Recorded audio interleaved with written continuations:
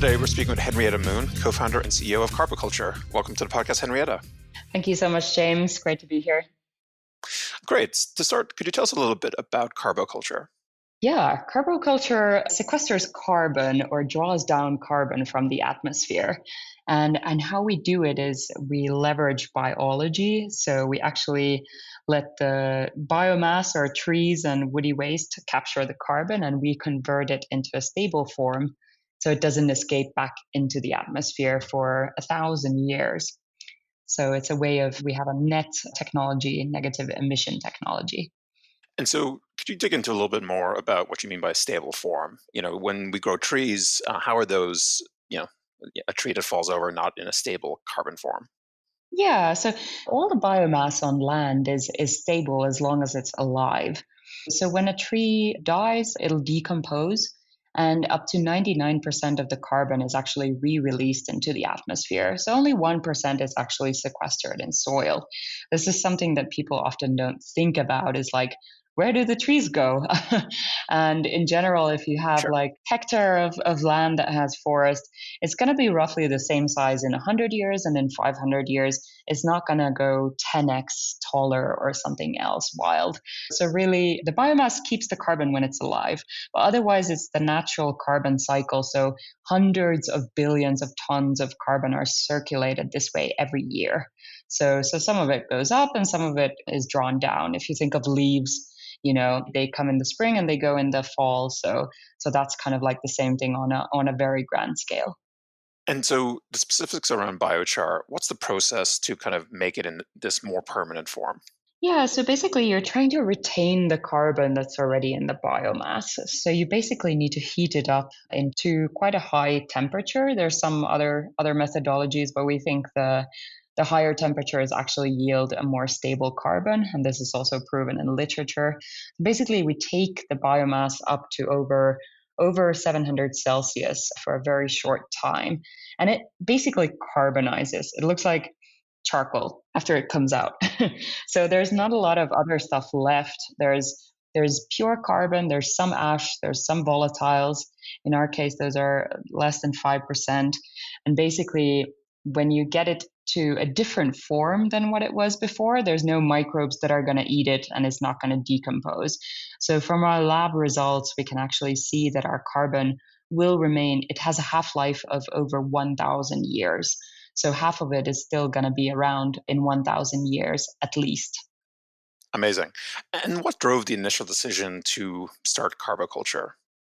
Yeah, it's a good question. I mean, well, I met my co-founder. That was one of the decisions, of course. But another thing was that I have to backtrack a little bit. We were in this program that was called Singularity University. It was like a 3-month, super, super intense nerd camp at NASA. And we were tasked to use technology to solve one of the world's biggest challenges.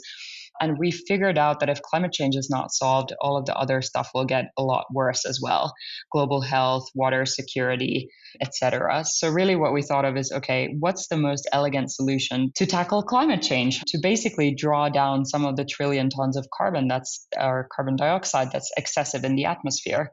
And turns out taking parts per million out of the atmosphere is actually very arduous, and it requires a lot of energy to do that, as you can imagine. So we decided that nature already knows how to do this. So let's just leverage her annual cycle and kind of like hack that carbon cycle, so to say. So instead of letting that biomass rot that nature draws down in the billions of tons annually, we just kind of take that waste biomass out. So we're using all sorts of nutshells and tree waste that would otherwise decompose or be burned, and then we turn it into a stable form. What was that early kind of MVP? Who were your kind of first users, and how did that, let's say the first kind of 6 months after you had the idea look like? So making carbons is like a really old trait. There were native Amazonians who were doing this thousands of years ago already. So really what we wanted to do is perhaps upgrade that process, or really do it a little bit more efficiently than what it was being done before. So the technology that we actually are using was based on 15 years of academic research. So it's not something that we just came up with on the back of an envelope in a weekend, but actually we took something that has been scientifically researched, and then we started turning it more into the commercial stuff. So basically what we had to do is build the facility ourselves and then try to scale out the volumes of it. And in this process, of course, there's a lot of mechanical engineering, there's a lot of process engineering, data collection, trying to figure out what's happening and why. And then on the other hand, you get the material out, and when you lab test that and you start testing with customers, you want to understand what parameters actually make what things happen. So kind of like when you're a climate entrepreneur, you have a couple of different sets of customers. First, you have nature as your customer, like your stuff actually has to scientifically work. And then second of all, you have the human customers who are at the end of the day going to pay for it. So it's kind of fun developing both sides. And obviously both sides need to work for it to be a good scalable business at some point. But yeah, definitely a very steep learning curve in the first years, I have to say. Yeah, it's an interesting point. A lot of the climate companies I talk to may well have, world-class, amazing moonshot type technologies, but often the kind of go-to-market kind of falls down a bit. And so what's Carbotculture's kind of primary business model, and I suppose has that changed over time? Yeah, definitely it has. So basically, well, main thing is we sell two things. We sell the carbon removal credits, which actually we just published a blog post, so we're now officially verified. Yay. But we sell Great. removal credits that are different, a different kind of beast, a very high value credit. And then we sell the actual biocarbon. And where that is sold right now is to urban areas. We are targeting the blue-green infrastructure, so both stormwater treatment and the green infrastructure that you see in the city. So biocarbon has actually been seen as a super beneficial additive to those industries, and that's kind of like where we're starting from. Just because, and congratulations on getting kind of verified and audited. Could you speak to a little bit about what that process was like and, how the whole thing went? Yeah, I mean, we're now listed on the marketplace called Puro.earth. That's Puro.earth. And they're the first global carbon removal marketplace. So they don't do offsets, which are carbon avoidance at all. So they don't sell, for example, renewable energy credits or more efficient cooking stoves or forestry protection, etc. So they just sell carbon removal credits. And what that means is like, if you're emitting 1 ton of carbon dioxide, you really need to also remove it to get to net zero. Just compensating for emissions somewhere elsewhere in terms of like emitting less, you're still going to be emitting. So that's the kind of like concept of the carbon removal. And for Puro, we had to go through a series of process audits, laboratory testing of the material, a lot of calculations around what are the assumptions that we're using. We had both a external company do a life cycle analysis of our process and also a auditing company look into the data and the numbers and verify that it's really true. And in addition to this, we actually do accounting. So we have the weight and the material quality that we're producing. So we actually know, for example, that our carbon is, or our biocarbon has 91% fixed carbon from the lab result, and then we can weigh it so we can actually see what's the true carbon content. So it's very rigorous and scientific, and it's quite fun because there's not a lot of margin of error. So it makes it a very high value carbon credit. And also another thing is the permanence, and it's virtually indestructible. So there's not going to be some weather event or human interaction that's going to do anything to that carbon removal, but it's actually quite permanent. So yeah. And once that's kind of in place, is there any kind of continuous checking or auditing over time, or is it kind of one and done, and then you're kind of just reporting back to the auditing agency once a year or something like that? Yeah, absolutely. We have ongoing auditing. So every time we produce carbon, we have to have the data on it, and also we have to specify what's the end use of it.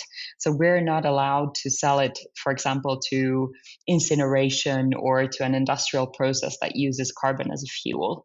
So really, it has to be an application where it's used permanently to be stored in the soil. So, for example, stormwater treatment or green roofs or city trees and these types of applications where the biocarbon is mixed into soil are excellent for that, because nobody's going to go and dig up 10% of the soil and start sifting it and then taking it Sure. to a power plant or something. So really looking at the whole life cycle of the carbon. And where are you today in terms of scale? How many tons sequestered per year? Or what are the kind of metrics you look at, and how do you measure that scale? Yeah, so currently our system can process 500 pounds of biomass per hour. That's if we're running it all the time, which we're not. But in any case, that's the kind of scale we're at. So it's come very far from the kind of lab scale bench press type things. And I would say on the technology readiness level, NASA has this readiness level where 9 is like, ready to launch the rocket, and 5 is like you're still in the lab working with something microwave sized. So I'd say we're at like 7, 7.5. So Mm. pre-commercial, we're not making enough revenue to sustain ourselves with the production yet, but now we're slowly starting to get ready to actually scale the process and move more towards the commercial scale. Yeah, it's interesting. From the sounds of it, it sounds like a fairly capital intensive, Oh yeah. way to sequester carbon from the beginning, relative to some of the other elements. And so, with that in mind, what does the kind of competitive landscape look like today for biochar? Yeah, so if we're talking about carbon removal technologies, or let's say CO2 utilization, there's a lot of different ways to classify these. So there's the natural pathways and then there's the technological ones. Depending on who you're asking, biochar is kind of both. But the natural pathways, obviously, soil carbon, forestry, they're magnificent, great ways to sequester carbon, not just because of the carbon, but because of the biosphere benefits that come with it if it's done well. So obviously those are things that we should be pursuing, and they're the cheapest at the moment. So definitely. Then there's all sorts of technologies to use chemicals to take CO2 out of the atmosphere and make it into something else. There's ways to capture carbon at point source of emissions, pump it underground. And then there's, our way where we just turn it into a stable material. And I think what's important is that, we can start comparing these things by, let's say, cost per ton of CO2, or how much CO2 can you get into a ton of material that you produce. And those are important metrics where we fare super well, actually. But another thing is to consider, like, okay, if you capture the CO2, what is it then used for? Do we have enough space underground to pump this stuff down? Is it used for enhanced oil recovery, which spells it out pretty well? Is it used to Sure. make a chemical or a fuel? Is it going to be re-emitted? So really, like, how long is that carbon going to stay down when it's taken down is my big question with a lot of these systems and technologies. And I think the cool bit about biochar is as well, and I'm like a super evangelist here, but one thing is the Sure. carbon removal. And the second thing is that it can be biosphere beneficial after that. So it can actually help the soil or help treat water, and kind of like do secondary benefits after it's actually captured. So carbon is a useful material. Yeah, to that last point, what are your views about how biochar can intersect with the kind of rise of regenerative agriculture and the move to things like cover crops and no-till and so on? Can those things, be done hand in hand, or is it an either-or kind of situation? No, totally, totally hand in hand. I mean, I think there's so many things that go together. So I totally disagree with people who say biochar is the answer to everything. It's not. It's a tool that is supposed to be used with a whole toolkit, I'd say. And first thing is that biochar should always go into the ground with nutrients, unless you really want to take up the nutrients from the soil. So in cases where you're actually trying to, stop nutrient leaching, yes, biochar is a great thing to put raw into the soil. But otherwise, I think we should go higher up the value chain and really look at inserting biochar into composting, into manure or biodigesters, or some of these places that the nutrients are coming from. And there's kind of co-benefits of doing that. So the biochar gets soaked up with the beneficial bacteria. It's more ready when it gets into the soil. And then the biochar acts like kind of like a coral reef or a structure in the soil that holds on to those beneficial microbes and stuff like that. So I definitely think it's a super good good piece of the toolkit. I think it can be used together with some of this other stuff. And for regenerative ag, absolutely. I think it's great that we're starting to consider, the longevity of the soil. Like, are we using these resources that we have in a way that they can replenish themselves and that we can still enjoy these resources in 20, 50 years? Also, another thing to do is, I mean, you can farm in the desert if you have a drip irrigation and some nitrogen, but is that food really going to be substantial and good food for you? And are you going to get all the nutrients that you need? And my non-scientific guess here is probably not. So really what we need to be looking at is not just the amount of food that we're producing, but also the quality and how we can up that quality in all sorts of places. Yeah. Yeah, and you made the point a couple times around the permanency of biochar, like this kind of Mm. 1,000-year timeline. And I've talked to quite a few heads of sustainability at some of the large food brands over the last year, and some of them are just fully moving off some of the generic kind of nature-based solutions around forestry, because for the forestry to sequester, basically that forest has to be guaranteed to grow for 30 years. And, we often don't know what's going to happen 3 years from now, let alone 30 years. And so it's very hard from Yeah. a carbon accounting point of view to have it the proper discount rate on like the forest existing. And so, one particular person told me, we're in the alcohol industry, but we'd have to basically start buying millions of acres of forest just to offset. And so they were definitely looking for these kind of more permanent methods of sequestration. Yeah, totally. I think that companies are starting to understand this. So our carbon removal credits have been quite well received and asked for. So we have several different people interested in them, but also some of the buyers of the biocarbon want to have the carbon removal attached to it. So actually, I see a future where potentially some of the food companies that are consumer facing could actually work with the farmers and bring out tools such as biochar to really compensate for the kind of use of the soil, so to say. And I think that we need to kind of like have a second look at the economics and how it's going for the farmers and the landowners so that we can secure that for the long term. Yeah, it's interesting. I think most people are aware that farmers aren't typically very rich people. Like often they're dealing with very, very low or even negative margins. Especially when they're working on using these kind of monocrops like corn and soybean and so on.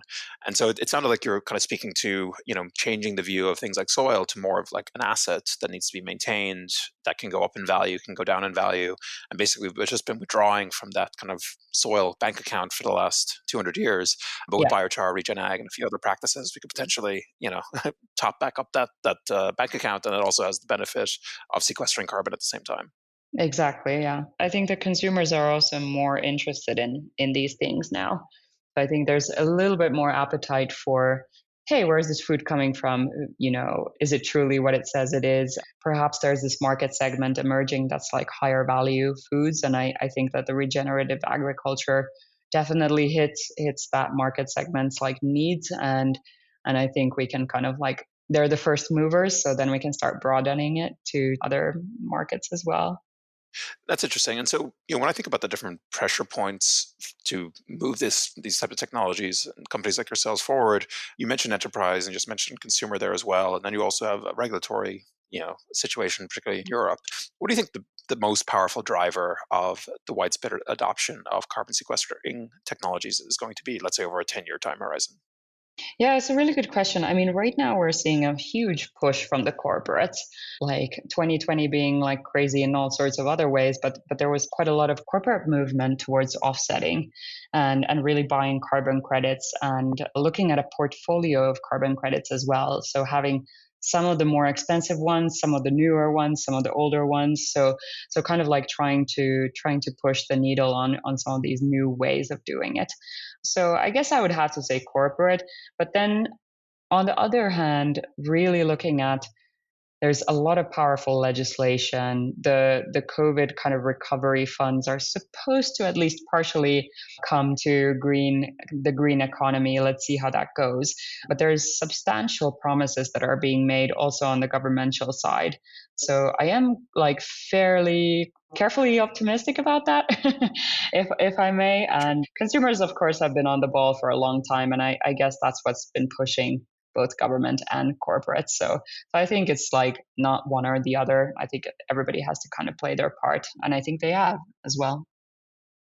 Yeah, I mean, it's interesting hearing some of the talk from the incoming U.S. administration, the new Biden administration. I believe the SEC is going to receive a kind of executive order to incorporate climate risk factors across all public companies over the next 12 months, and so that'll definitely be a prompt on the public company side, and that has the knock-on effects. All those companies have supply chains that are a mix of public and private companies downstream of them, and so you could potentially have this kind of top-down pressure, go regulation, large enterprise, and then that peters down all the way down to the individual farmer, grower, factory owner, etc. Yeah, let's hope so. I mean, like BlackRock as well announced, I think it was last week or something, that they're gonna start voting more for environmental and for social good and for equality. Let's see what that actually means. It's quite a kind of broad promise.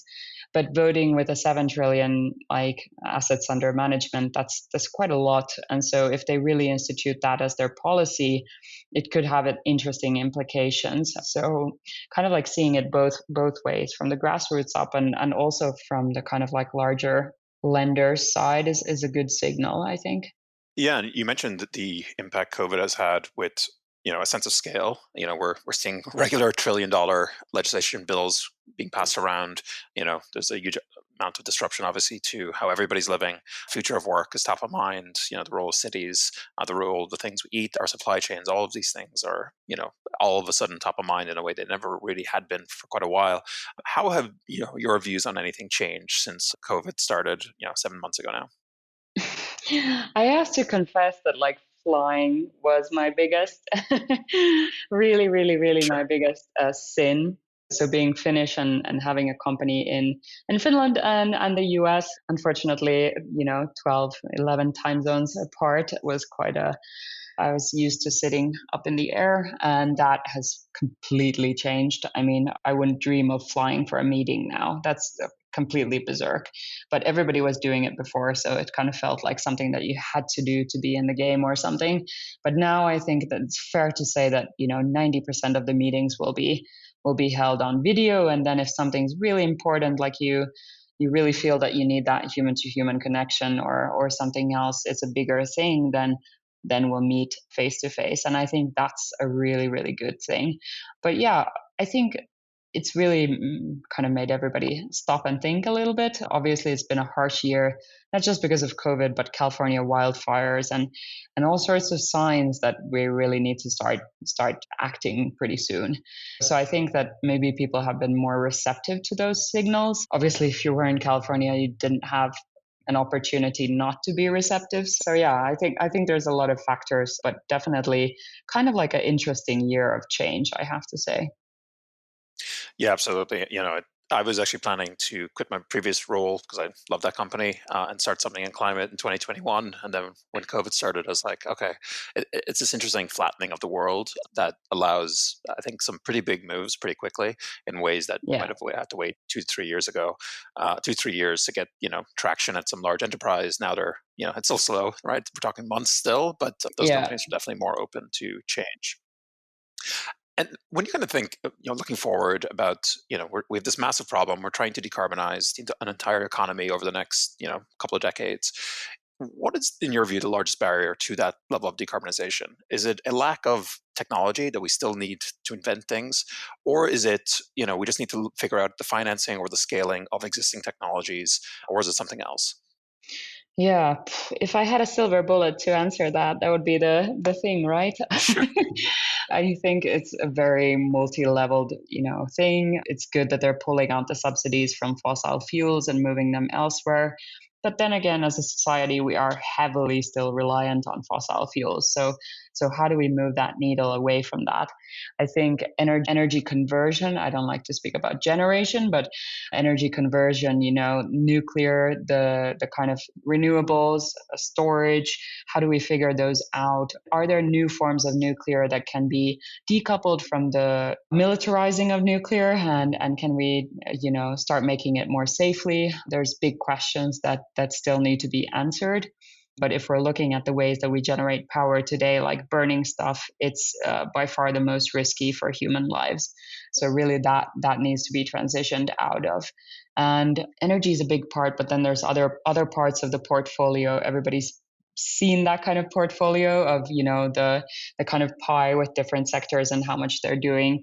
There's things like steel production or food production that are huge drivers, and I think we just surpassed the amount of human made stuff being more than all biological animals and creatures combined, which is very, very scary. So I think we need to start rethinking every single aspect of society, from how we're making money to how we're building our societies. What is the long-term view? And yeah, I mean, electrifying everything is one thing, then moving the energy towards zero carbon, zero emissions, and then eventually decarbonizing the entire society.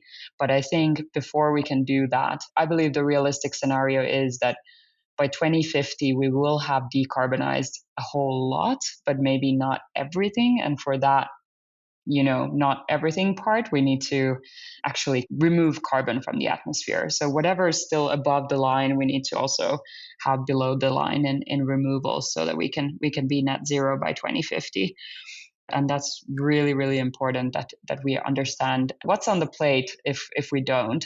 And I think that's what's going to drive change pretty quickly.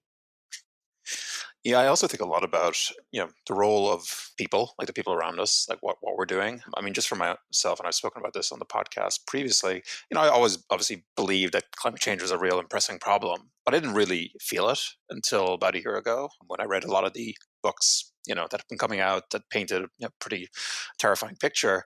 And so, since that point, I was like, okay, I need to kind of act on this. But it's still only a handful of people, just in my general life, who are in any way involved in climate. And so, I seek out people, started the podcast, all this kind of thing, to try to, encourage more people to work on climate. But it's still a kind of drop in the bucket relative to people, working on building CRMs or, working on building any sort of kind of random, type of tech product. And so, what are the things that we could do as I suppose, a climate community to encourage more people to get involved and to kind of feel the real pressure to do something, in the next 10 years kind of thing? Yeah, it's a good question. I mean, I think, starting stuff is a wonderful, wonderful thing. Everybody can start things within their organization or within their government, or wherever, whatever your vehicle is. There's things that you can do, and also start companies. But I think the pressure from especially young people has been, I can see that it's moved the needle in my own work. The first half of 2020 was like mostly youth movement and kind of all sorts of stuff going on, very loud climate action, a lot of documentaries that were fantastic from Netflix and everywhere. But in any case, for the second half, I'd say that there's more stuff, at least in my field. I can only say for a small field, but in climate VC, more has happened in the past 3 months than in the past 3 years.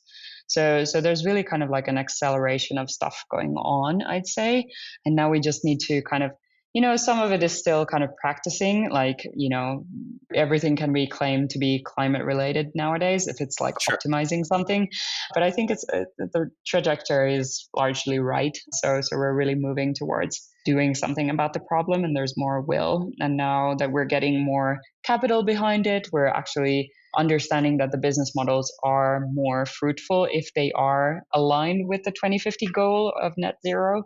So I think that shift has already begun, and now we're seeing the kind of ship turn its course.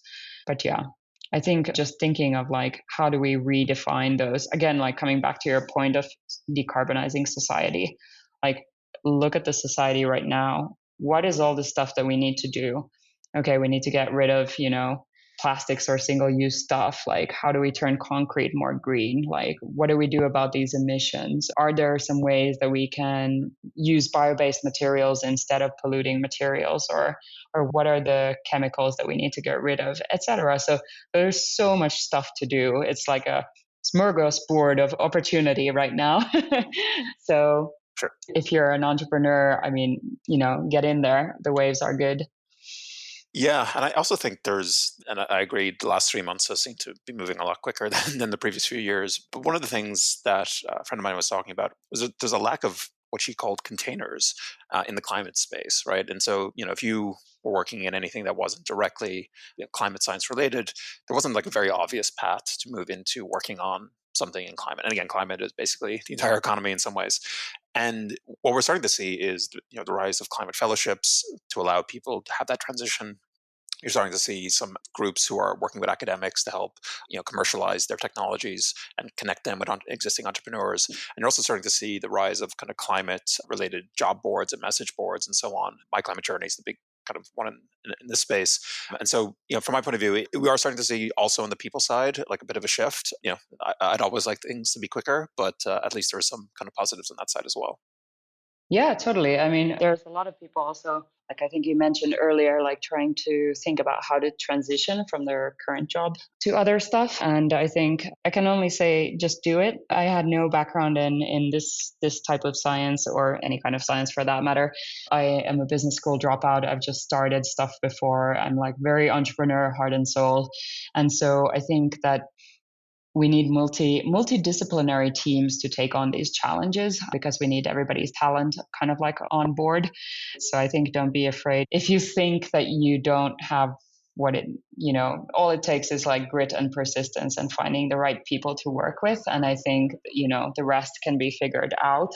Obviously, like, not saying that the science doesn't have a big part in it. Of course it does. My co-founder is the technical partner. I'm the business person. But really the important thing is to get the stuff off the ground and get started, and then figure out what is the expertise that you need on board, and how can you bring in advisors with experience in these domains and stuff like that. So just like any business, there's no CEO in the world who was ready for what they built 7 years later. It's just comes from trial and error and figuring out your path there. And it's also just very exciting, I talk to a lot of data scientists in my day to day, and especially trying to sometimes evangelize for climate. And it's like, today you're trying to figure out how to deny people loans at scale. It's like, you want to do that, or you want to save the world? It's quite a compelling Yeah. way to kind of inspire people. But yeah, you mentioned you're from Finland. How does growing up in Finland shape what you've done or your kind of approach to the world? I guess I can only speak up from my experience, but one thing is that so I didn't have to pay for education. I didn't have to pay for university. I didn't have to take a massive loan. These kinds of things are kind of tickets to freedom that the government has taken care of. And also, there's free, fairly good healthcare. So if you get sick, you don't have to worry, and these kinds of things. So I thought that, hey, I have such a kind of like good network under me, so to say, to sort of fall back on if everything goes wrong. Like, what do I have to lose? And the second thing is that I thought that, okay, if I've gotten all this education and I've gone to some of the best schools in the world, then who's going to do it if not me? Because a lot of people don't have that opportunity or have the freedom, or all of these things in their life that are so lined up to actually doing something that's risky and that might fail after 10 years. So really like looking at that, but also the huge opportunity. But I think another thing that kind of influenced me more deeply is that I've been a scout all my life since I was 6 years old, a sailing scout, and Great. now I'm a captain for them. And I've seen myself how the Baltic Sea has shifted shape from when we were young, just swimming and being pretty clear and tasting like salty, and now when we were sailing last summer with some kids, like at parts I couldn't let them swim because of the toxic blue-green algae. So we basically polluted the Baltic Sea. It's very shallow, and that's why it's also kind of susceptible to that. But it's undeniable human influence, and it's happened so rapidly. So kind of like that kind of stuff just makes you think, oh, whoa, we really don't know what we're messing with. And I would hate to see all this nature that I love so much like go to waste. Finland is 75% forested. Us, like pretty much every Finnish family, independent of income, have a little cabin somewhere in the woods with a sauna. So spent a lot of time there and outdoors and stuff like that. So yeah, I'd say it's worth protecting for sure in my head. Yeah, no, it's interesting on the social safety net, and that kind of link to nature. I was a Boy Scout back in the day as well, and getting those merit badges and like just being out in nature, and you're a young lad, right? So you're also just learning how to have friends and all that kind of thing. But in the context of being surrounded by trees, quite a kind of profound effect on me. And then the social safety net. So I'm from Ireland, and I don't think our social safety net is as robust as Scandinavia and Finland, but it's definitely there. And the government not only paid for my college, they paid me to go to college, which was very kind of appreciated. Exactly. Yeah. On the other hand, when I think about like great startups and great kind of expressions of new technology, most of the people I know in Ireland like left, like they moved to London or they moved to the US. Same for me. Like I haven't lived in Ireland in about 15 years, and so and I think you also have moved to the US. What are your views on why those moves have to happen, and is it possible to kind of build like local companies that can have these kind of profound effects within our own home countries? Yeah. Oh God, US is a whole nother podcast topic. But but in any case, why I went there is like I guess two things. First of all, my co-founder lives out there behind Stanford in California, and that's where we decided to build our demo facility. So it was a lot easier for me to move there than for my co-founder to suddenly move to Finland. And this is just the way we decided that we would move forward. So it kind of just happened.